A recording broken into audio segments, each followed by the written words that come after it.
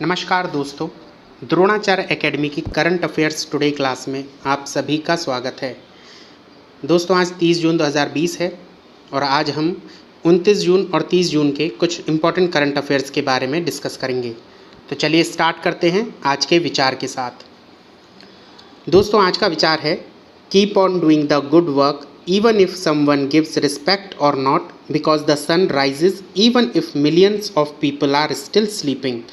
अच्छा काम करते रहो, कोई सम्मान करे या ना करे, सूर्योदय तब भी होता है जब करोड़ों लोग सोए होते हैं। दोस्तों, इस विचार का अर्थ यही है कि आपको आपके काम अनवरत करते ही रहना चाहिए, बिना रुके बिना थके। जिस तरह सूर्योदय बिना किसी के रुके अपने आप होता है और चाहे उस समय करोड़ों लोग सोए हों लेकिन सूर्योदय का समय कभी नहीं टलता, उसी तरह आपके कर्मों का या आपके अच्छे कामों का समय भी कभी नहीं टलना चाहिए।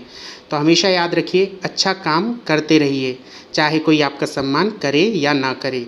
जैसे सूर्योदय कभी किसी के रोके नहीं रुकता है।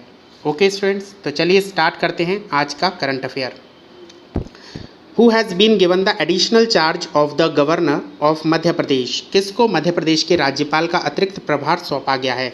हाल ही में मध्य प्रदेश के गवर्नर की आर्थिक जो हेल्थ है वो ठीक नहीं है इस समय, और उनकी हेल्थ के कारण अभी हाल ही में मध्य प्रदेश का एक राज्यपाल का अतिरिक्त प्रभार एक गवर्नर को सौंपा गया है। हमें बताना है उनका नाम क्या है। नाम है उनका आनंदीबेन पटेल। ठीक है, आनंदीबेन पटेल को मध्य प्रदेश के राज्यपाल का अतिरिक्त प्रभार सौंपा गया है। बात करते हैं आनंदीबेन पटेल की, तो ये उत्तर प्रदेश की हैं वर्तमान राज्यपाल और मध्य प्रदेश का इनको अतिरिक्त प्रभार सौंपा गया है। उत्तर प्रदेश के राज्यपाल के कार्यों के साथ साथ अब वे मध्य प्रदेश के राज्यपाल के कर्तव्यों का भी निर्वहन करेंगी। अभी हाल ही में जो वर्तमान मध्य प्रदेश के राज्यपाल थे लालजी टंडन, उनका स्वास्थ्य भी ठीक नहीं है और उनके इलाज के चलने के कारण ये राज्यपाल का जो पद है ये आनंदीबेन पटेल को दे दिया गया है। नेक्स्ट क्वेश्चन पर आते हैं। Which Indian umpire has been included in the International Cricket Council's elite panel of umpires? किस भारतीय एम्पायर को अंतर्राष्ट्रीय क्रिकेट परिषद के एम्पायरों के एलिट पैनल में शामिल किया गया है? नाम आएगा यहाँ पर आपका नितिन मेनन। नितिन मेनन जी को हाल ही में भारतीय अंतर्राष्ट्रीय क्रिकेट परिषद के एम्पायरों के एलिट पैनल में स्थान मिला है। बात करते हैं नितिन मेनन की, तो ये एक भारतीय एम्पायर हैं और ये इनको एलिट पैनल में इनको शामिल किया गया है। ठीक है, और इनका जो सत्र होगा वो होगा 2020 से 2021 के लिए इनको इस पैनल में शामिल किया गया है। ठीक, उन्हें इंग्लैंड के अंपायर निगेल लॉन्ग के स्थान पर पैनल में शामिल किया गया है। इनको निगेल लॉन्ग की जगह पर शामिल किया गया है। ठीक है, इसी के साथ नितिन मेनन पहले से ही एक अमीरात ICC international panel of umpires का भी हिस्सा थे। ठीक है, तो ये भी इनकी एक उपलब्धि है। उन्हें 3 टेस्ट, 24 एक दिवसीय अंतर्राष्ट्रीय और 16 T20 अंतर्राष्ट्रीय में अंपायरिंग का अनुभव प्राप्त है। पूर्व कप्तान श्रीनिवास वेंकट राघवन और सुंदरम रवि के बाद ये तीसरे ऐसे भारतीय एम्पायर हैं जिन्हें इस पैनल में शामिल किया गया था। ठीक है, इससे पहले श्रीनिवास वेंकट राघवन को और सुंदरम रवि को भी इस पैनल में शामिल किया गया था। ठीक है, तो यहाँ तक आपको ये नॉलेज होना चाहिए। नेक्स्ट क्वेश्चन पर आते हैं। The Sankalp Parv is being celebrated by which ministry from 28 June to 12 July 2020? किस मंत्रालय द्वारा 28 जून से 12 जुलाई 2020 तक संकल्प पर्व मनाया जा रहा है? तो आंसर यहाँ रहेगा, एक मिनट, मिनिस्ट्री ऑफ कल्चर। अभी हाल ही में मिनिस्ट्री ऑफ कल्चर मंत्रालय ने 28 जून से 12 जुलाई तक संकल्प पर्व मनाने की घोषणा की है। अब ये संकल्प पर्व है क्या? तो देखिए, इस पहल की शुरुआत नरेंद्र मोदी जी ने अपने पूर्व भाषण में किया था और उन्होंने ये बोला था कि हर व्यक्ति को कम से कम 5 पेड़ लगाना चाहिए और इसी का उन्होंने अपने भाषण में आह्वान भी किया था, ठीक है, ताकि देश स्वच्छ और स्वस्थ वातावरण पूरे देश में हो सके। ठीक, तो संकल्प पर्व इसी से रिलेटेड है। इसके अंदर क्या होगा कि सभी अधीनस्थ कार्यालय, अकादमी, संलग्न संस्थाएं, ठीक है, और इसी के साथ ये सभी जो कार्यालय हैं ये सभी अपने अपने परिसरों में और आसपास में जहाँ भी संभव होगा वहाँ कम से कम 5 पेड़ लगाएंगे, ठीक है, और उसका संकल्प करेंगे। साथ ही संस्कृति मंत्रालय द्वारा इन 5 पेड़ों को लगाए जाने को प्राथमिकता दे रहा है। जो 5 पेड़ लगाए जाने चाहिए, जो 5 पेड़ों को प्राथमिकता दी जाएगी वो हैं बरगद, आंवला, पीपल, अशोक और बेल, ठीक है। इन पेड़ों को लगाए जाने का संकल्प लिया जा रहा है, ठीक है। वर्तमान में केंद्रीय संस्कृति और पर्यटन मंत्री हैं प्रहलाद सिंह पटेल, ठीक है, तो ये नाम आपको याद रखना होगा। तो इस क्वेश्चन में मेन 3 ही बात है। एक तो संकल्प जो पर्व है ये संस्कृति मंत्रालय द्वारा मनाया जा रहा है और इस पर्व के अंदर कम से कम आपको 5 पेड़ लगाने हैं और उन 5 पेड़ों के अंदर बरगद, आंवला, पीपल, अशोक और बेल हो सकते हैं। और वर्तमान केंद्रीय संस्कृति और पर्यटन मंत्री हैं प्रहलाद सिंह पटेल। नेक्स्ट क्वेश्चन है विच union minister has launch the web portal of गरीब कल्याण रोजगार अभियान। अभी किस केंद्रीय मंत्री ने गरीब कल्याण रोजगार अभियान का वेब पोर्टल जारी किया है? आंसर रहेगा यहाँ पर नरेंद्र सिंह तोमर। नरेंद्र सिंह तोमर जी ने हाल ही में इस वेब पोर्टल को लॉन्च किया है। नरेंद्र सिंह तोमर वर्तमान में केंद्रीय ग्रामीण विकास, पंचायती राज, कृषि और किसान कल्याण मंत्री हैं, ठीक है। ये जो पोर्टल है जनता को इस अभियान के विभिन्न जिलावार और योजनावार घटकों के बारे में जानकारी प्रदान करने के लिए लॉन्च किया गया है। साथ ही 6 राज्यों के 116 जिलों में शुरू किया गया है, ठीक है। साथ ही इसका जो मुख्य उद्देश्य है वो है जो ज़िले में 25,000 से अधिक लोग लौट कर आए हैं, जो कामगार हैं उनको काम दिलवाना, ठीक है, उनकी प्रगति की निगरानी करना इस वेब पोर्टल का मेन काम है। गरीब कल्याण रोजगार अभियान भारत सरकार द्वारा अगले 4 महीनों में अपने गृह क्षेत्र में लौटने वाले प्रवासी कामगारों को अगले 4 महीनों तक रोजगार के अवसर प्रदान करने के लिए शुरू की गई एक रोजगार सृजन सह ग्रामीण बुनियादी ढांचा निर्माण कार्यक्रम है।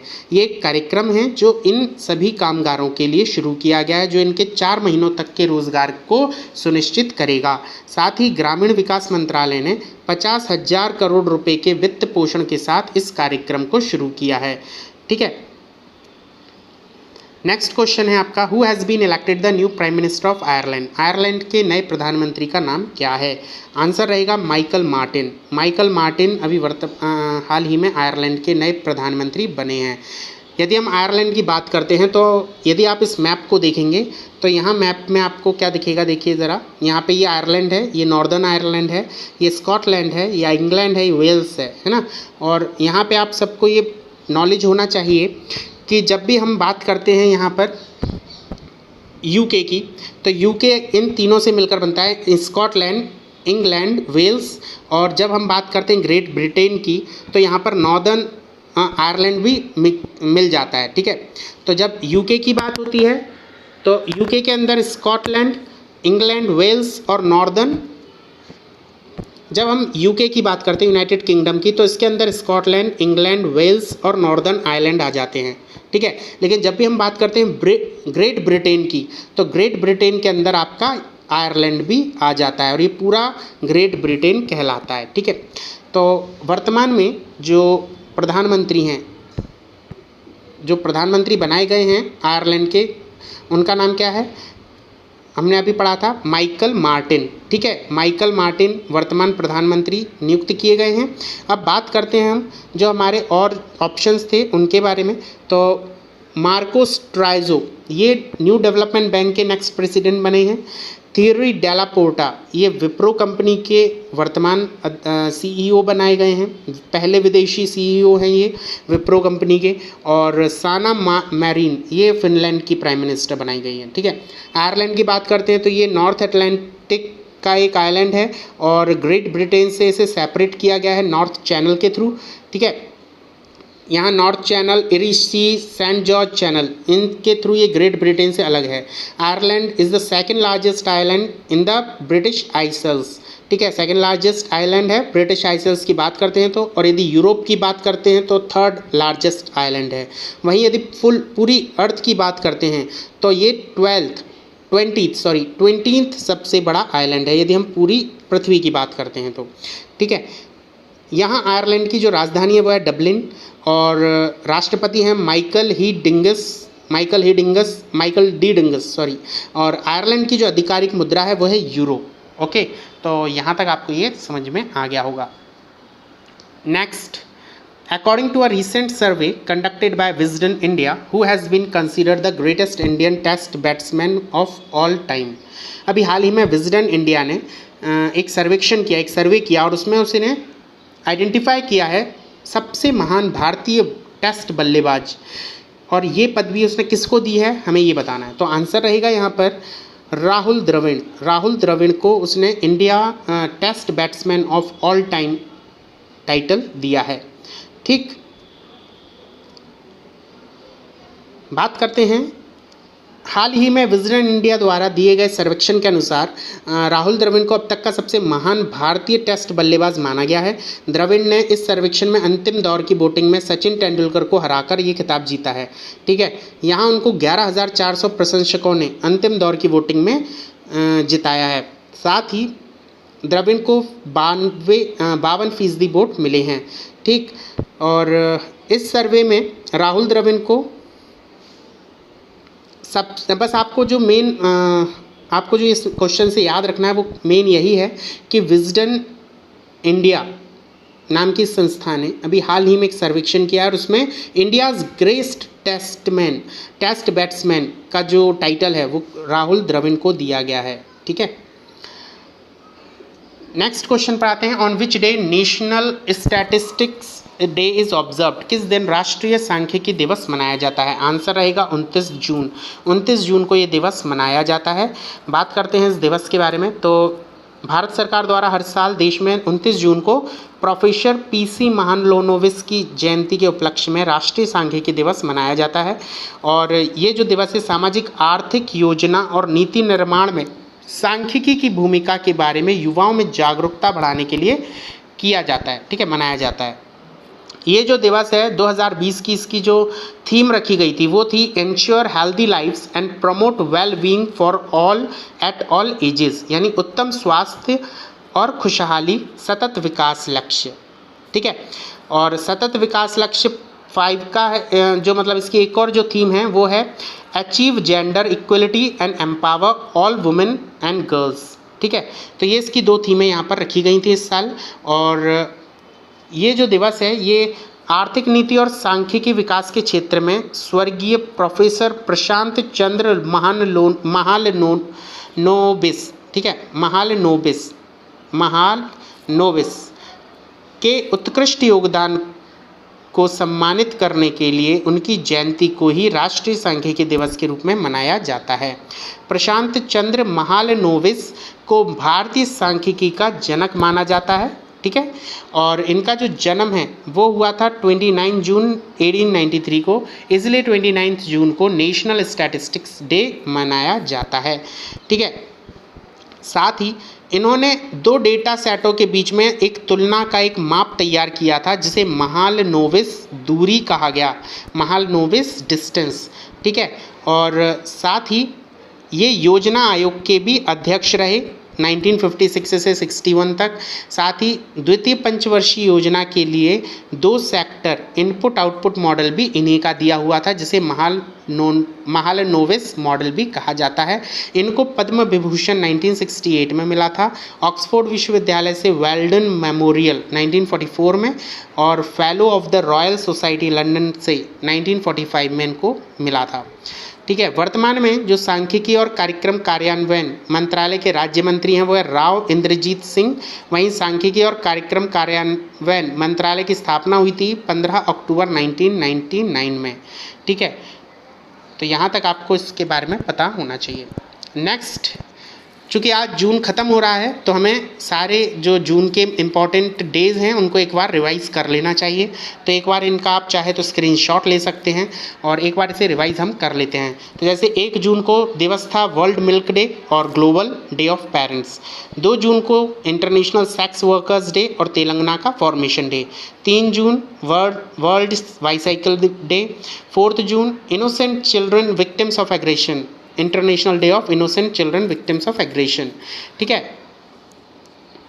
5 जून को विश्व पर्यावरण दिवस था और 7 जून को वर्ल्ड फूड सेफ्टी डे।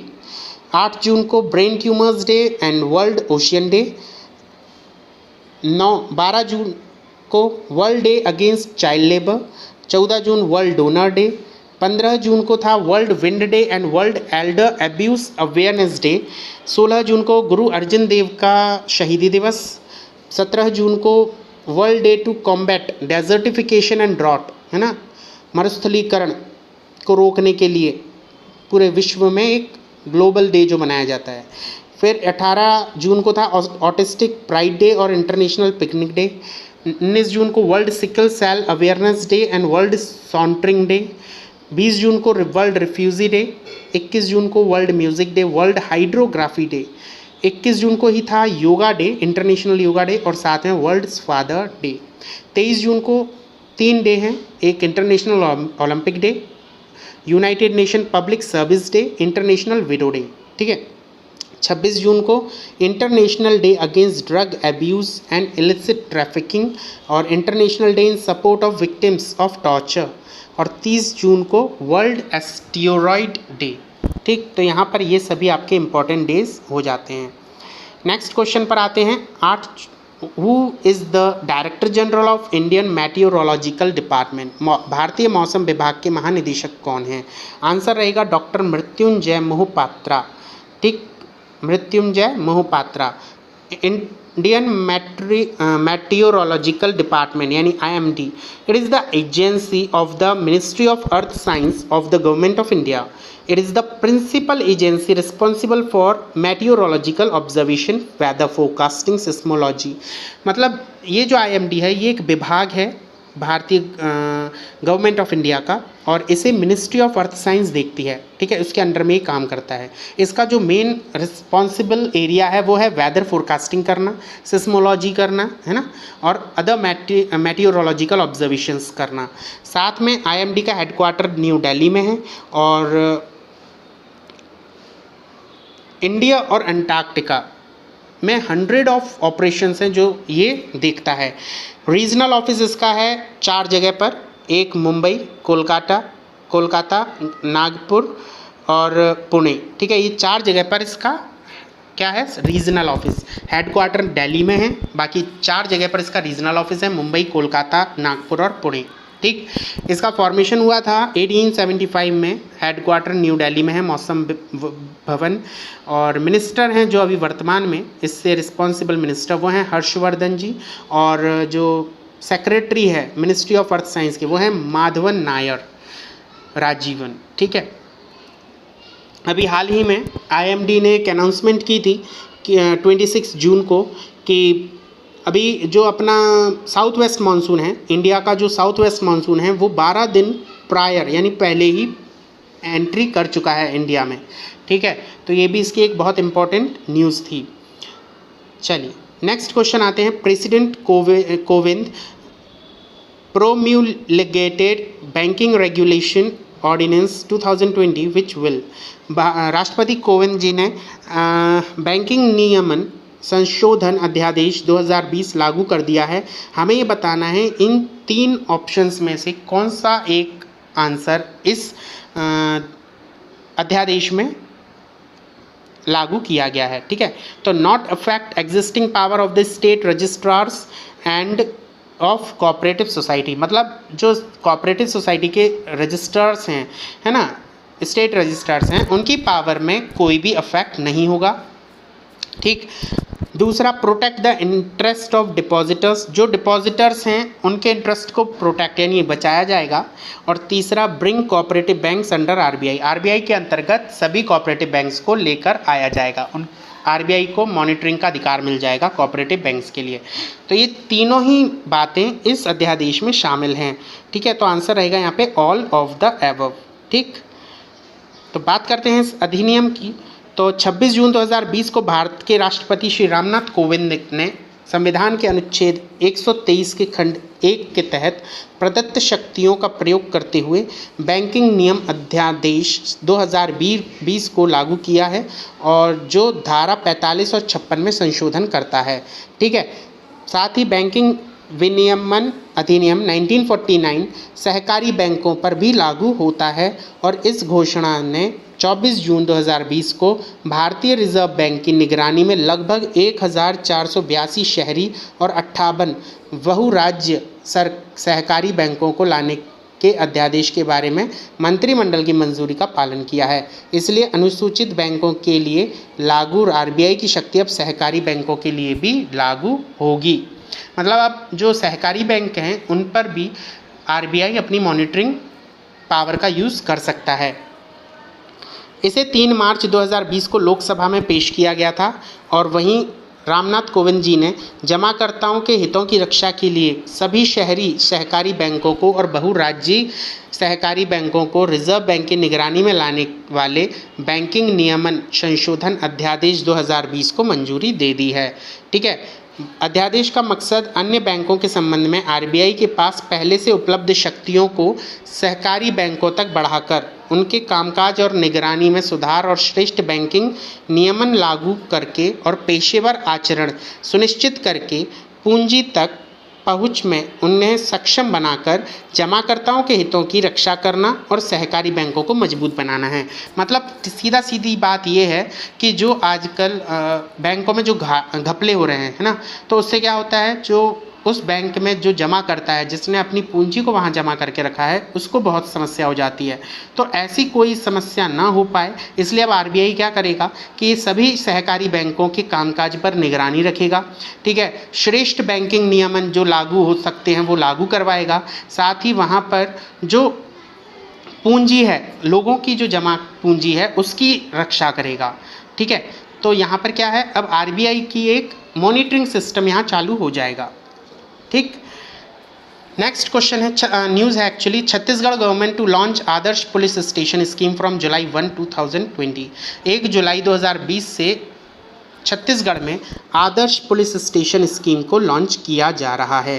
ठीक है, तो आदर्श पुलिस स्टेशन स्कीम ये भारत की पहली स्कीम है और ये छत्तीसगढ़ में लॉन्च की जा रही है। इसकी जो प्रमुख बिंदु हैं वो ये हैं कि थाना प्रभारी और अन्य कर्मचारियों का आम जनता के साथ आचरण अच्छा होगा। थाने का माहौल ऐसा होना चाहिए कि पीड़ित महिलाएं और बच्चे बिना किसी डर से पुलिस थाने में आकर अपनी समस्या बता सकें। तीसरा, पुलिस स्टेशन में रिकॉर्ड का रखरखाव भी मानक के अनुरूप होगा।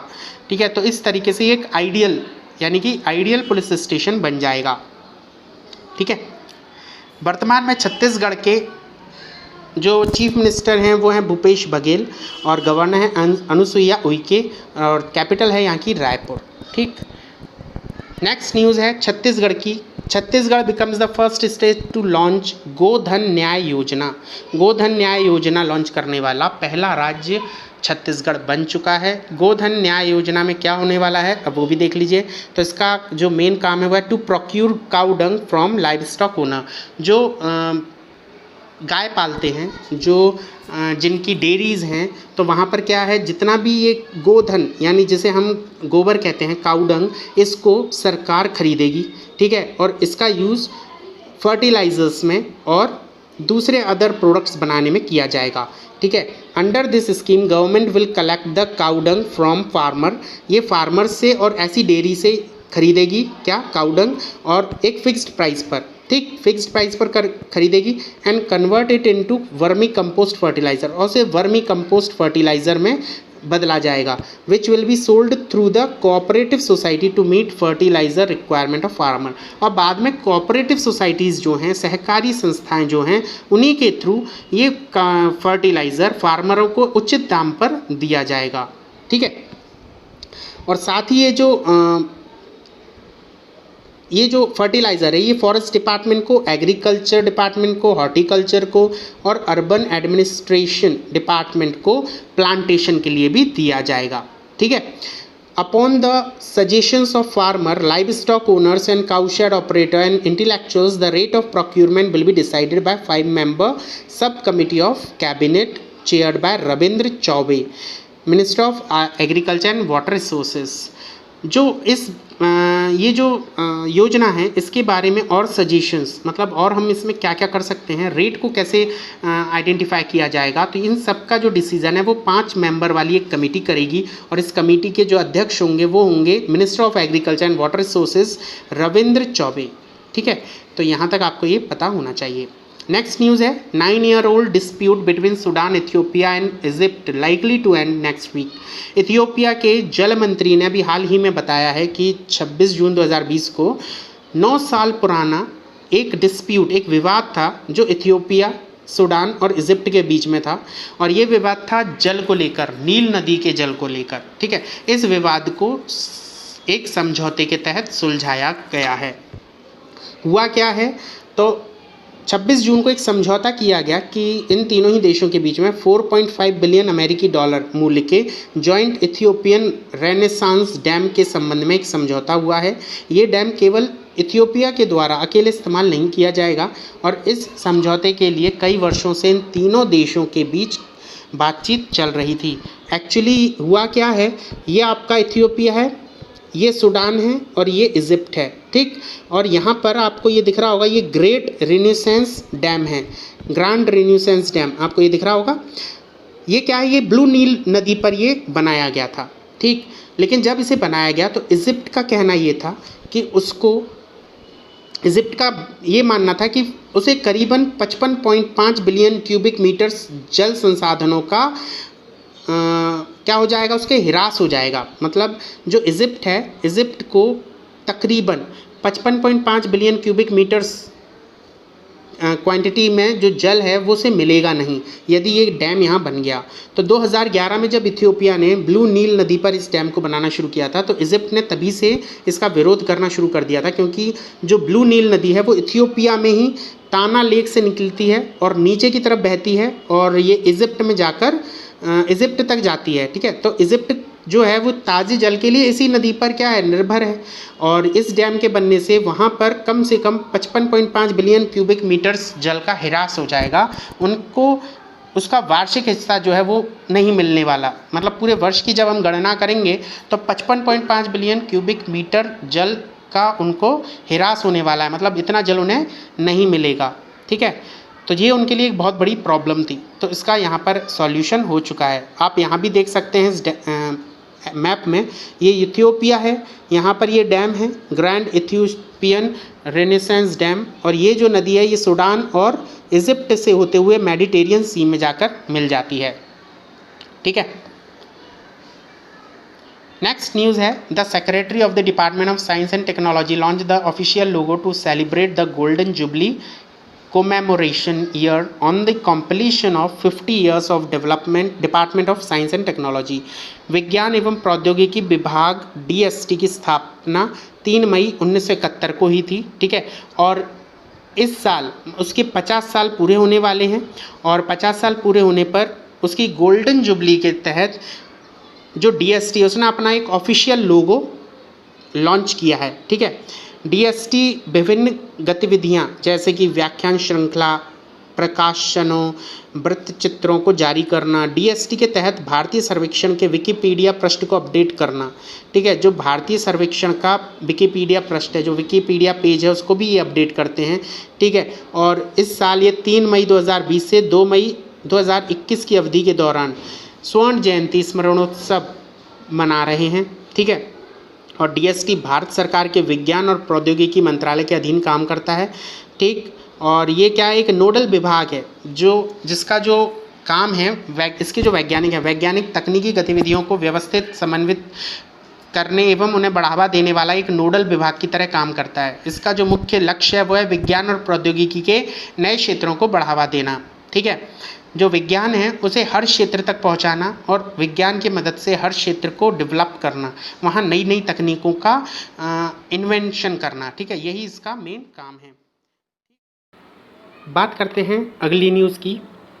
Rare biological occurrence in dragonfly. Journal of Threatened Taxa नाम की मैगजीन में प्रकाशित शोध के अनुसार Society for Odonate Studies Kerala के वैज्ञानिकों ने ड्रैगन फ्लाई में एक जैविक घटना को दर्ज किया है, एक जैविक घटना को ऑब्जर्व किया है जिसे कहा गया जिनेंड्रोमोर्फिज्म। ठीक है, जिनेंड्रोमोर्फिज्म। ये जो जैविक घटना है, इस घटना के अंतर्गत क्या होता है कि एक जो जीव है उसके अंदर नर और मादा दोनों के गुण आ जाते हैं। तो एक्चुअली है क्या, तो ड्रैगन फ्लाई की यदि बात करते हैं तो ये इसका जो गण है वो ऑडोनाटा है और ये जो वर्ग है ये कीट वर्ग में आता है। ठीक है, यदि हम जैव बायो इंडिकेटर्स की बात करें तो बायो इंडिकेटर्स में क्या है कि ड्रैगन फ्लाई में जो नर होता है, नर में इसका सिर, वक्ष, पेट, पैर, ये सभी हिस्सों में जो रक्त की तरह लाल रंग का कैरोटीन होता है। ठीक है, कोलोरेटन नाम का एक हार्मोन होता है जिसके कारण ये सभी इसके कैसे रहते हैं, लाल रंग के रहते हैं। ठीक है, वहीं जो मादा ड्रैगन फ्लाई है उसमें गहरे भूरे रंग के वक्ष और पैरों के साथ हल्के पीले रंग के जो वो पर होते हैं, मतलब उसके पंख जो हैं वो हल्के पीले रंग के होते हैं। ठीक है, लेकिन अभी जो ड्रैगन फ्लाई वहाँ पाया गया है उसमें ये दोनों ही रंग मिश्रित रूप में देखे जा सकते हैं, जैसा आप इस पिक्चर में देख सकते हैं। ठीक है, इसका मतलब ये जो ड्रैगन फ्लाई है इसके अंदर नर और मादा दोनों के गुण विद्यमान होंगे। ठीक है, तो जिनेंड्रोमोर्फिज्म क्या है, ये जीवों में पाई जाने वाली एक विशेषता है जिसमें एक ही जीव में नर और मादा दोनों के ऊतक तथा अन्य विशेषताएं पाई जाती हैं। इस तरह के जीवों को स्त्री रोग यानी जिनेंड्रोमोर्फस भी कहा जाता है। ठीक है, जिनेंड्रोमोर्फस।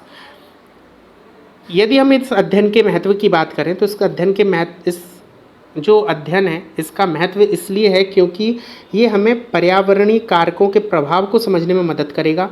साथ ही जो पर्यावरण में इस समय साथ ही यहाँ पर जो पर्यावरण का प्रभाव पड़ता है जीवों पर, उसके बारे में हमें बहुत कुछ जानने को मिलता है इस अध्ययन से। ठीक है, और पारिस्थितिकी विकास यानी इकोलॉजिकल इवोल्यूशन के माध्यम से विशिष्ट प्रजातियों की उत्पत्ति समझने में भी हमें मदद मिलेगी और इनमें जो अनुवांशिक विविधता है यानी जेनेटिक्स, जो इनमें डाइवर्सिटी है उसको भी खोजने में हमें ये अध्ययन मदद करता है। ठीक है, बात करते हैं उस जगह की जहाँ पर ये ड्रैगन फ्लाई मिली है, तो उस जगह का नाम है कोल आर्द्रभूमि यानी कोल वेटलैंड्स। ये केरल के त्रिशूर जिले में स्थित है और ये जो क्षेत्र है चावल का अच्छा उत्पादन क्षेत्र है।